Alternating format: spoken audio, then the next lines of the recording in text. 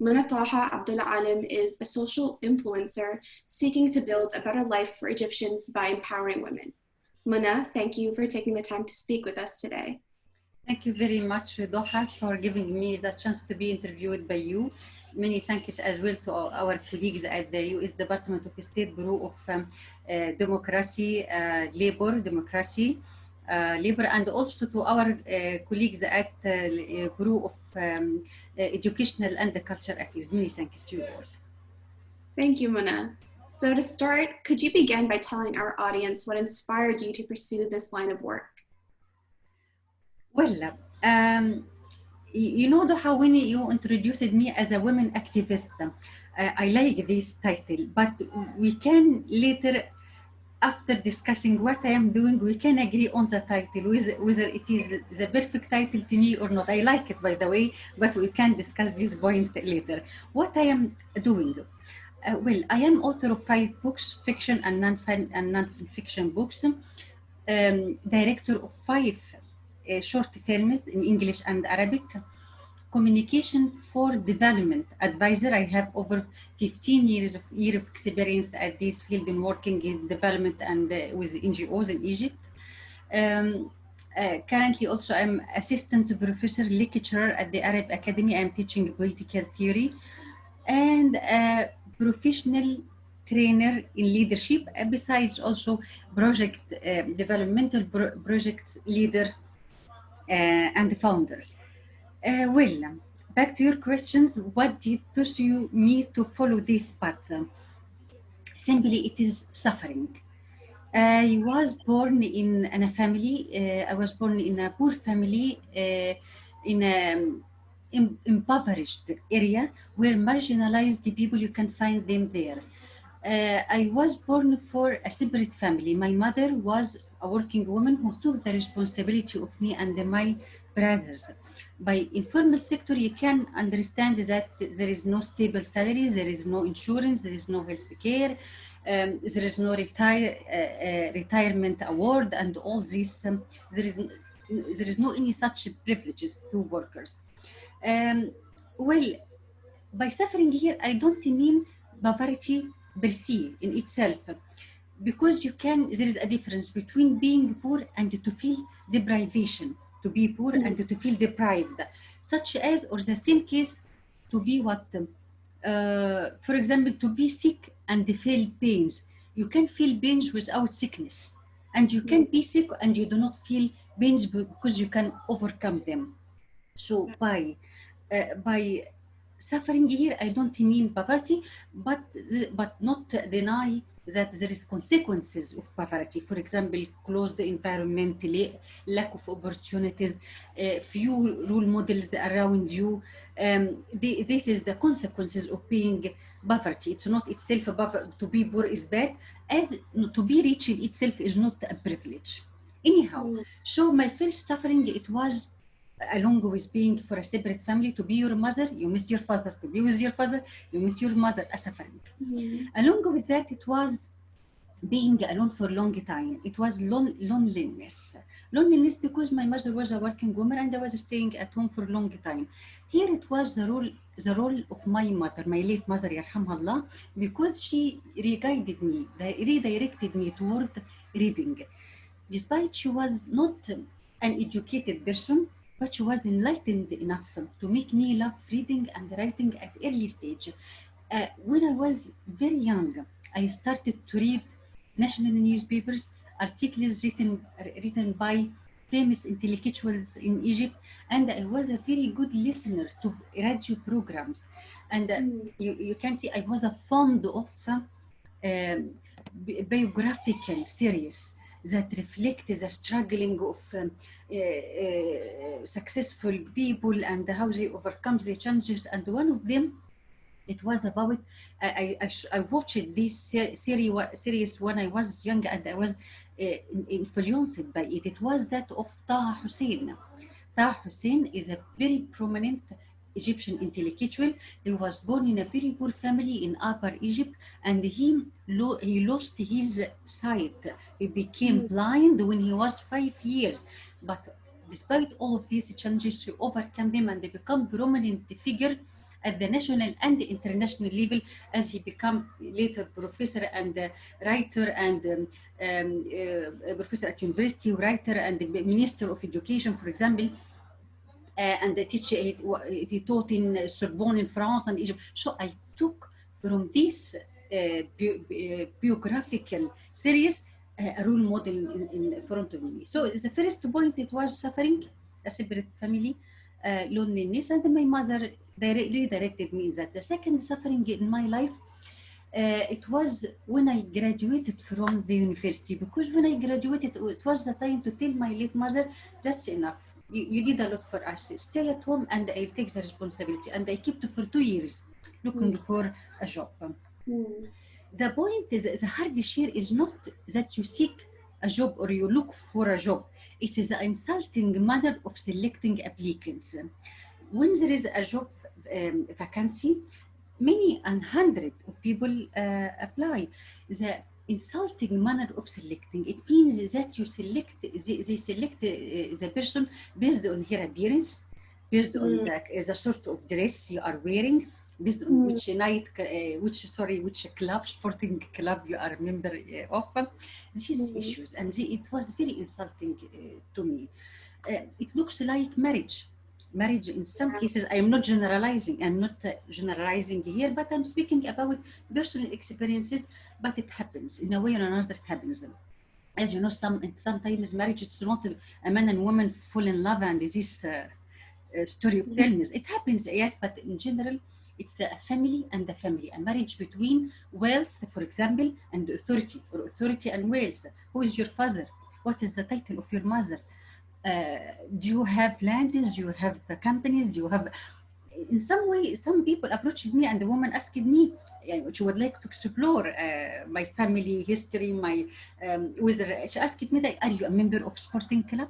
Which sporting club you are a member? So I'm not a member of any sporting club. So where do you live? Where do you live? From where do you live? They can know that you are living in a slum, so you are not the appropriate person for her son, and something like that.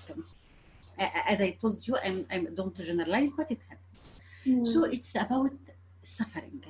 Suffering made me from early stage يعني, to have problems and to figure out how to overcome my problems. I can ever forget I wish to share with you that I am a believer. So to believe in Allah, in God, and to know that, that there is a verse in the Quran al-Kareem telling us what, indeed, with hardish it will be an ease, it will be ease. Indeed, with hardish it will be in an ease. Inna ma'al usra yusr, inna ma'al usra yusra. Whatever the difficulties you face, whatever the obstacles you face, there will many opportunities. And this is actually what I had in my experience in my life. You speak a lot about inspiration and about inspirational people. You spoke about your mother, you spoke about Taha Hussein. And the interesting thing about these groups of people is that they're not necessarily seen as inclusive members of the society. So now I'm sure you have many experiences on the importance of inclusion, and that disabilities don't harm you or shouldn't come in the way of these opportunities.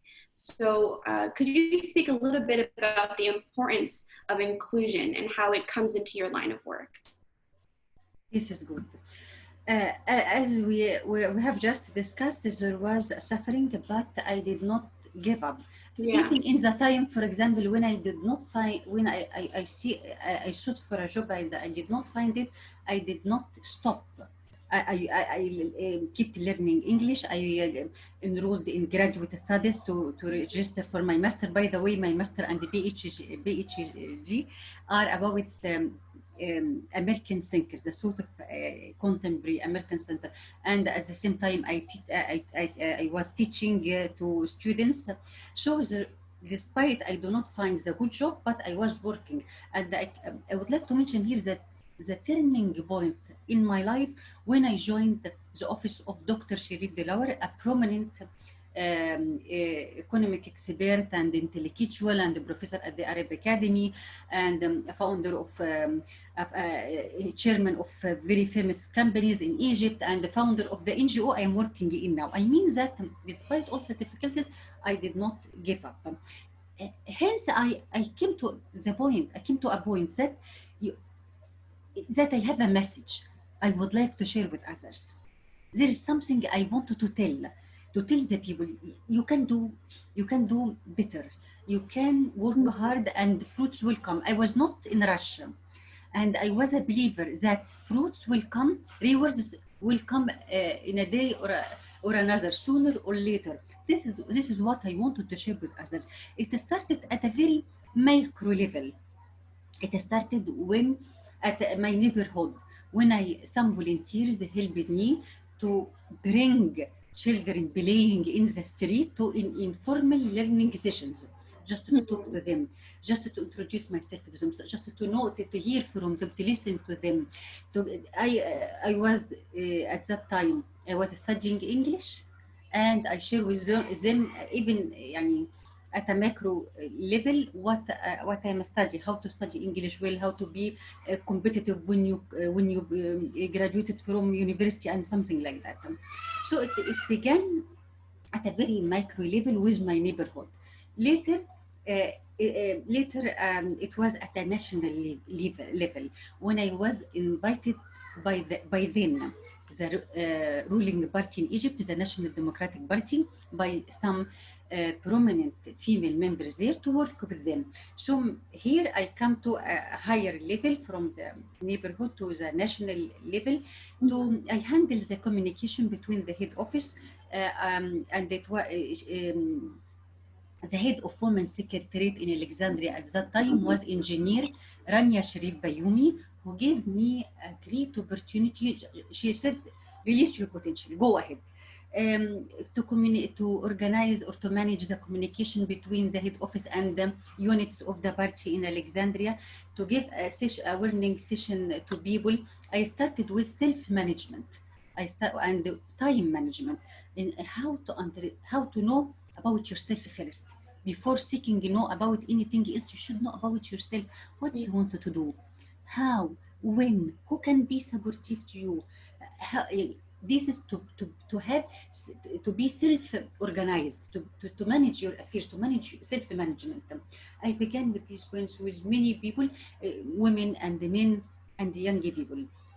I also discussed with them some points or some crucial issues, national issues, to make them engage in their country affairs in a way or another.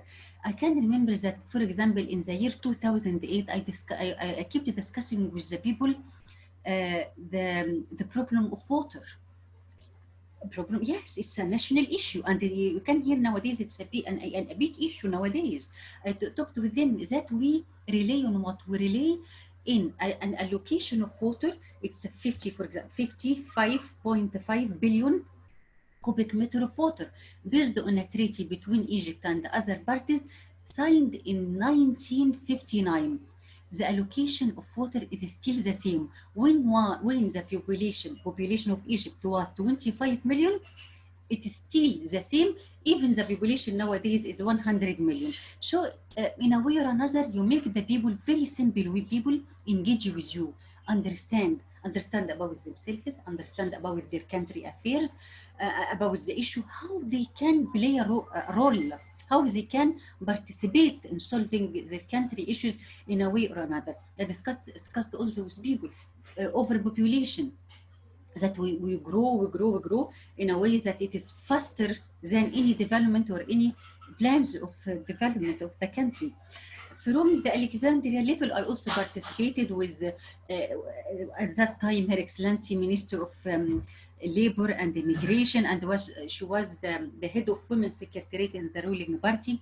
I took in some ways some leadership role, leading women, developing plans, giving recommendations, and from awareness session, from TV, televisions, from writing in newspaper, from this, I started also, or I launched some national development projects. My first project was step forward, support their step forward, by which the project we aimed at the inclusion of people with disability with their peers, because you always find people with disability, even when they find a family that take care of them and send them to school, you find all the class people with disability. I said with a wonderful team that we need to have one class. At one class, you find people with disability with another young people, so they can make connections, they can make friendships, they can learn together and later work together, so that you help these people to be to shift, to transfer from being independent to dependent to be independent. And by the way, interestingly enough, to share with you that this project was funded by award I won it as an alumni, alumni, which means people graduated from exchange programs sponsored by the U.S. Department of State. And my project with my team was the winner. It was support their step forward. And in the closing event, we invited people from government, from media, from international organization, and they shares the idea. Shares that we convened the 3 classes in Al Qahira, in Alexandria, and in Sohag, and we bring together people with disability with their peers graduated from vocational education, so they can help together. Someone has an idea, the other can, with his arms, legs, they can go, can come. And we invited the businessmen, we invited entrepreneurs, we invited academia in order to tell them how to start a micro business, how to put ideas into a plan, actually how to put plan into action, how to market their product, and so on. Later on, I was selected to as a team leader or project director of a program directed to women.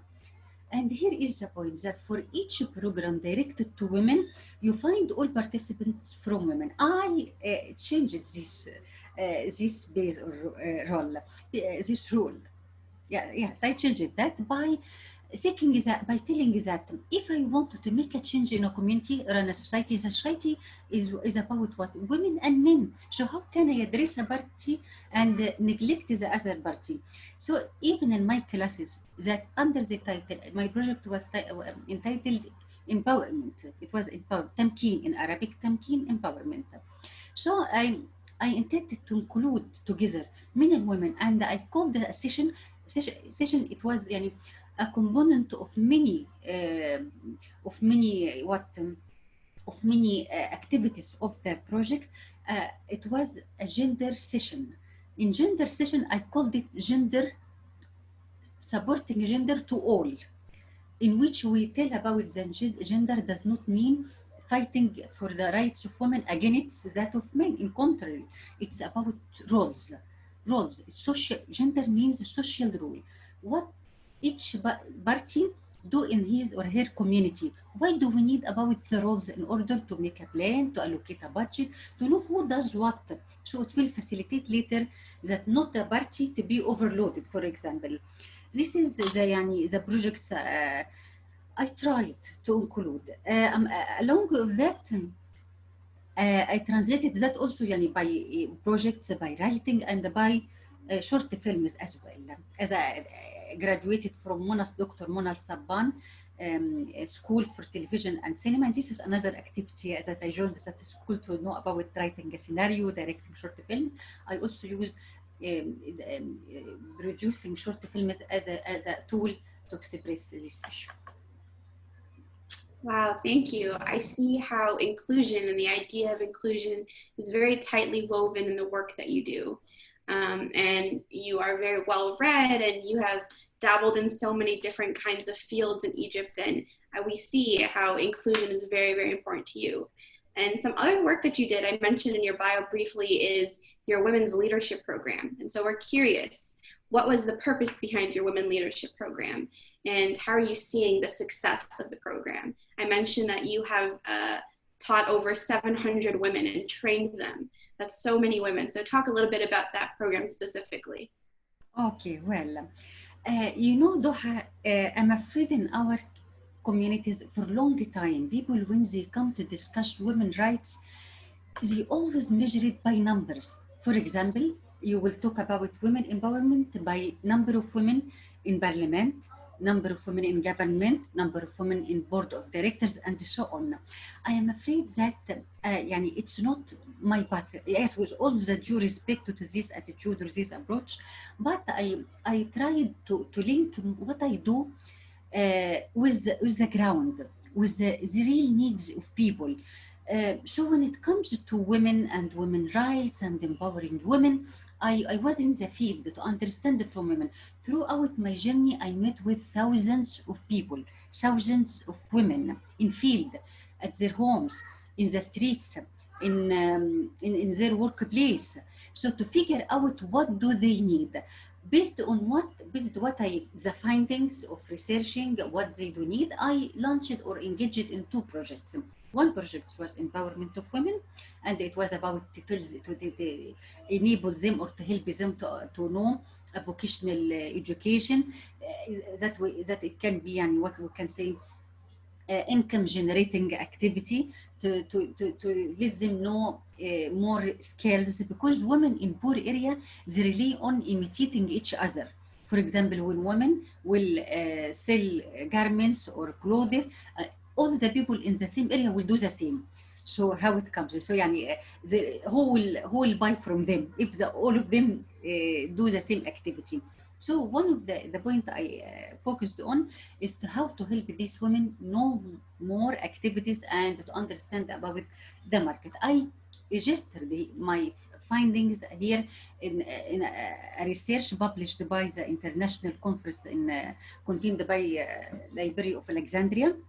The title of my research was empowering women, the need to change mentality and change roles, the need to change mentality, I mean, and also to make changes in roles, I mean.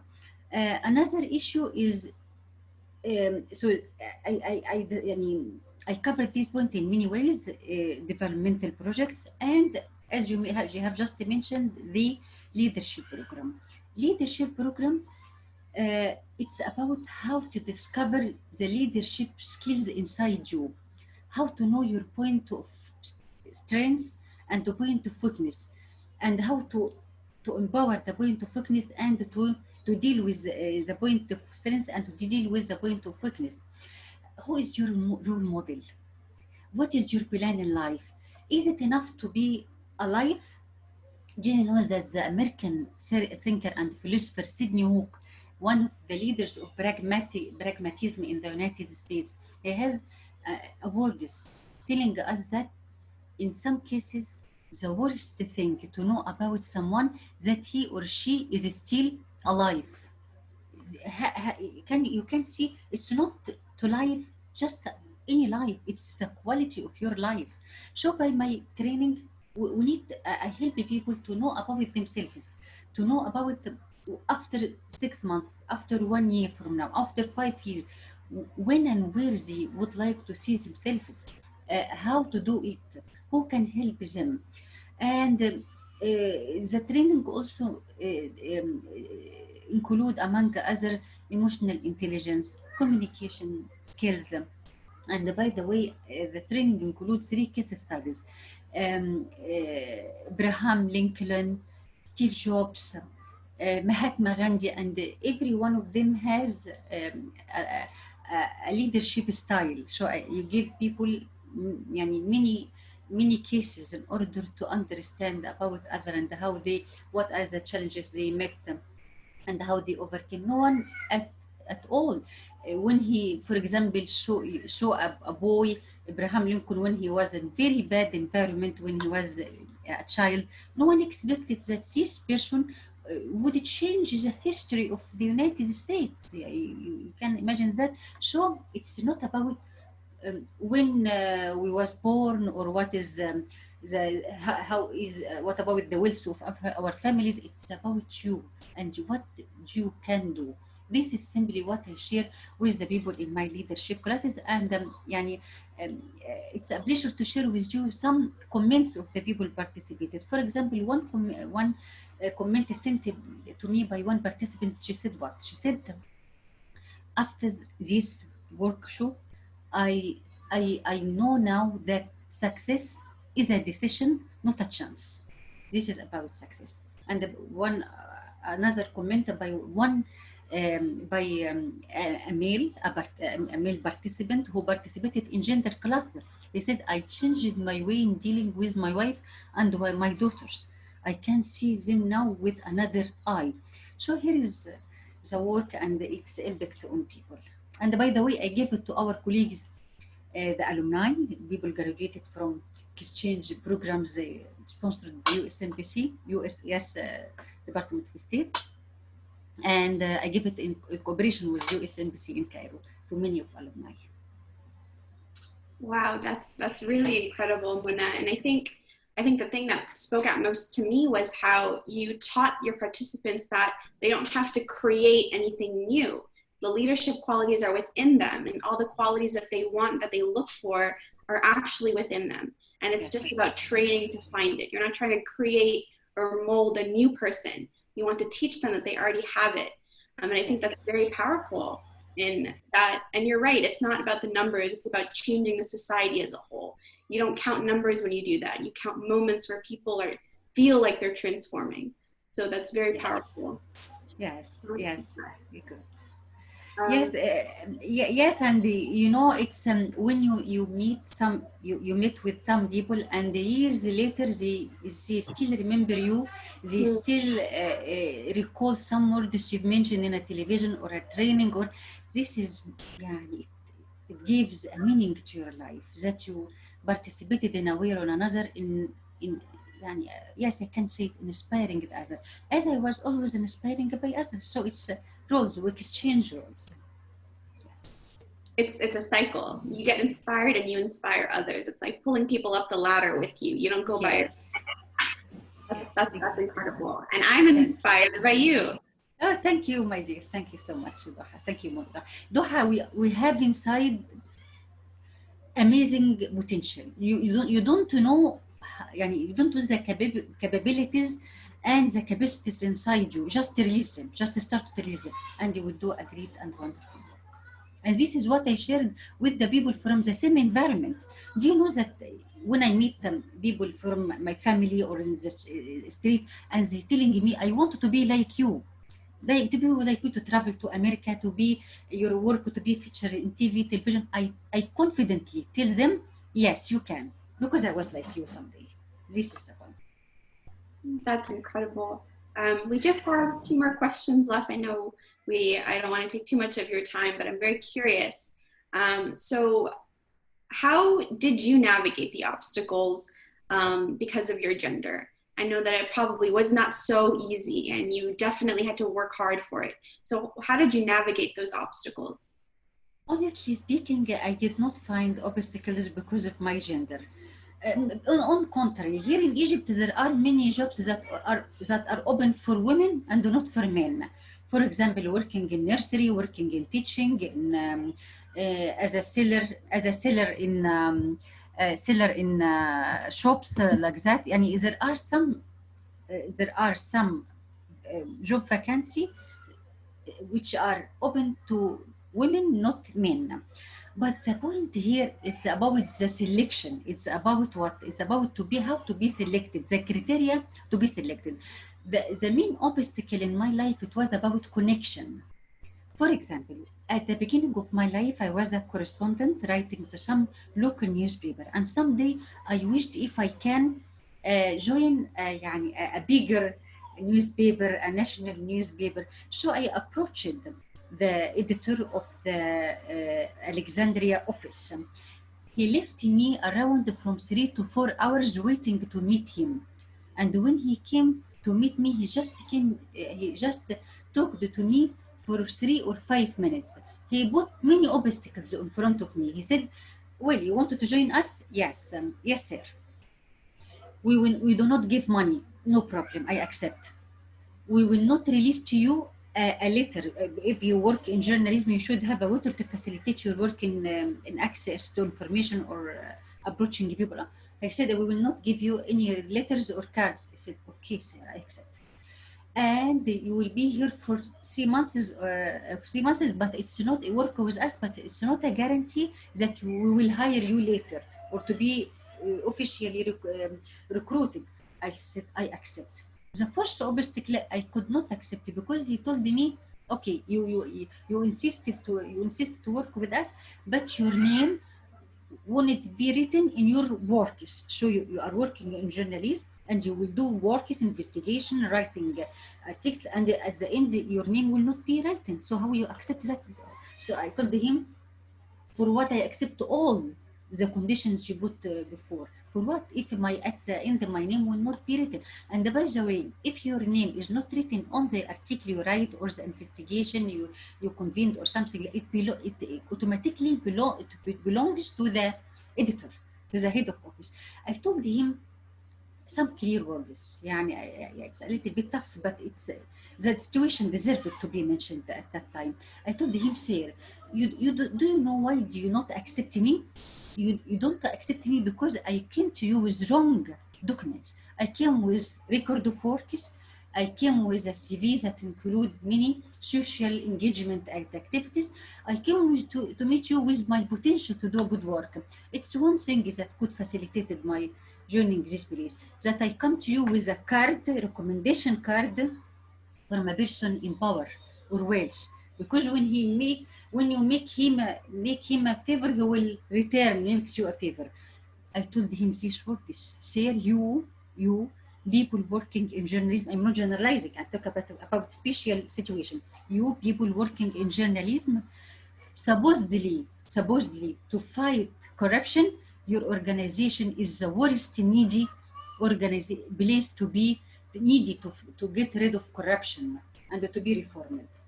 He said, this is the end of our. Okay, I said, no, no problem. I said what I wanted to say because it was the truth at this situation.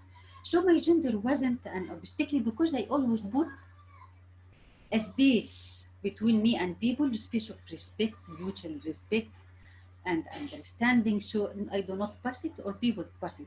By the way, you asked me a question that I always asked in the hundreds or thousands interviews I convened with women, in particular women working in streets.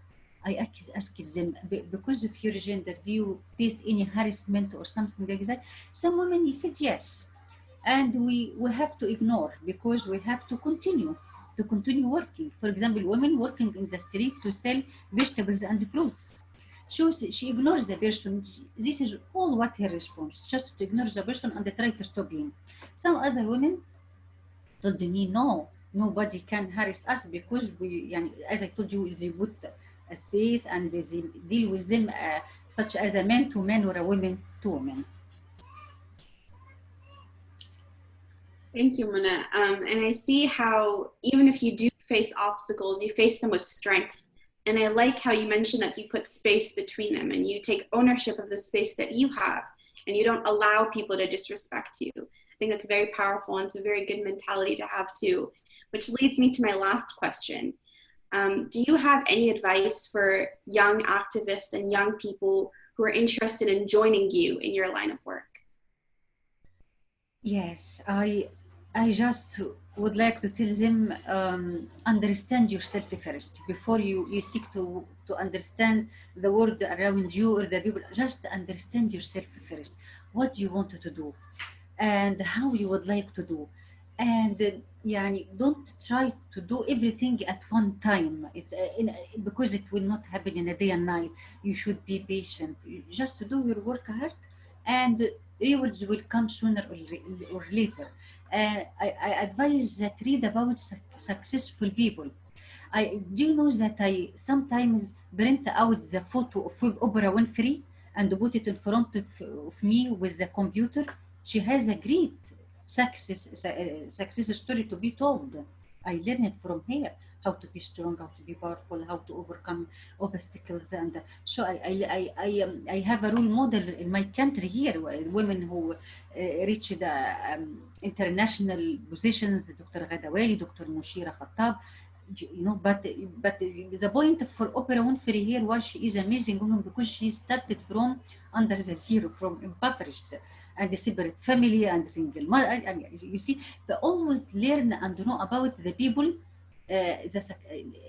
successful people, and how they overcome obstacles of their life. And I can recall with you, as you know, that Abraham Lincoln is one of the case study in my leadership program.